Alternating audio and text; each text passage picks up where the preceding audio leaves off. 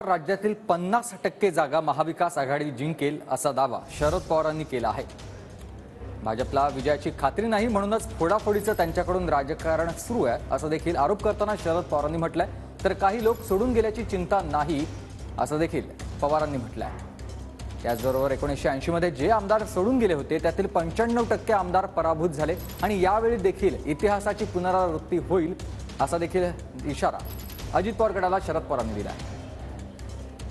महाराष्ट्राचा सर्वे त्यांनी दिले की जवळपास 50% जागा आमच्या लोकांना मिळतात आणि त्यामुळे काही करून काही राज्य ही अस्थिर कशी करता येईल, फोडाफोडी कशी करता येईल त्या दृष्टीने त्यांची पावले टाकतात।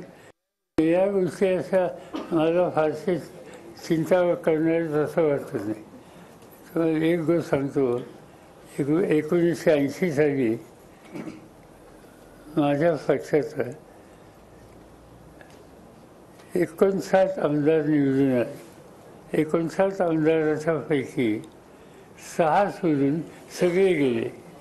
त्यातले 95% आमदार पराभूत झाले आणि आमचे लोक निवडून आले। त्यामुळे